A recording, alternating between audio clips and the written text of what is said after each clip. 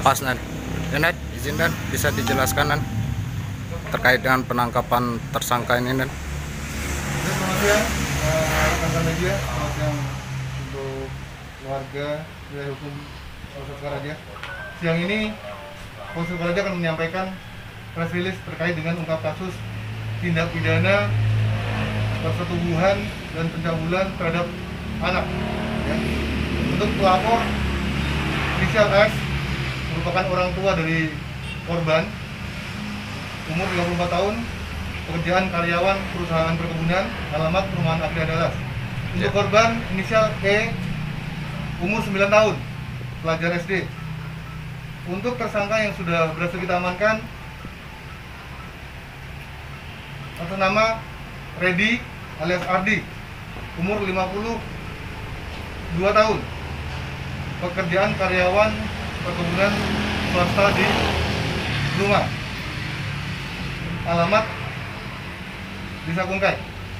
Untuk barang bukti yang sudah kita amankan terkait dari tindak pidana tersebut adalah satu pucuk senjata api, ya, diduga rakitan, berisi 4 amunisi aktif kaliber 38. Kemudian ada sebilah golok dan juga ada alat komunikasi. Kedua senjata masing-masing senjata api dan juga golok ini dipergunakan oleh tersangka untuk mengancam korban sebelum diajak melakukan hubungan badan. Jadi untuk kejadian dari persetubuhan tersebut telah terjadi sebanyak 7 kali. Ya. Untuk TKP-nya paling banyak terjadi di asrama sebuah perusahaan perkebunan di Luma. Yang paling terakhir adalah sekitar tanggal 16 Juli, ya. Untuk TKP-nya di Pantai Cemoro Sewu. Untuk pasal yang disangkakan terhadap tersangka adalah pasal 76D, itu pasal 82, sub pasal 76D Undang-Undang Nomor 35 Tahun 2015 atas perubahan Undang-Undang Nomor 23 Tahun 2002 tentang Perlindungan Anak. Selain daripada pasal lain daripada Undang-Undang Perlindungan Anak, tersangka juga kita kenakan atas kepemilikan senjata api ilegal sesuai dengan Undang-Undang Darurat Nomor 12 Tahun 51. Untuk ancaman hukumannya sendiri untuk tindak pidana persetubuhan dengan anak adalah minimal 5 tahun dan maksimal 15 tahun.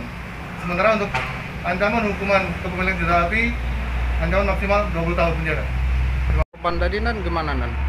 Orang tua kandung Nan?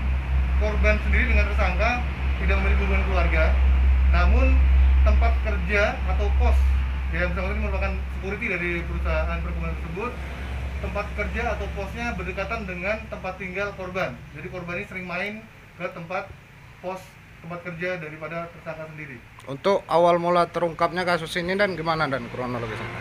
Awal mulanya adalah sang korban bercerita kepada orang tuanya, ya, bahwa telah dilakukan perbuatan cabul oleh tersangka sebanyak 7 kali dan selesai persetubuhan, tersangka juga memberikan uang imbalan, ya, uang jajan untuk anak tersebut dengan nilai 5.000 sampai dengan 30.000. Namun juga disertai ancaman jangan sampai si korban ini bercerita kepada orang tuanya ataupun kepada orang lain. Untuk senjata api dan ada kemungkinan untuk digunakan untuk tindak kriminal lain dan sementara masih kita dalami, ya, dan masih kita kembangkan untuk anggota di lapangan. Kita juga menelusuri asal mula dari senjata api tersebut karena keterangan dari tersangka yang bersangkutan mendapatkan senjata api ini dengan cara membeli dengan kawannya yang berada di kabupaten lain. Jadi masih kita dalami untuk asal mula daripada senjata api tersebut. Oke. Apakah korban diancam pakai senjata api rakitan tersebut, Bapak? Ya, untuk tindak pidana ini, ya, korban terlebih dahulu diancam oleh tersangka, ya.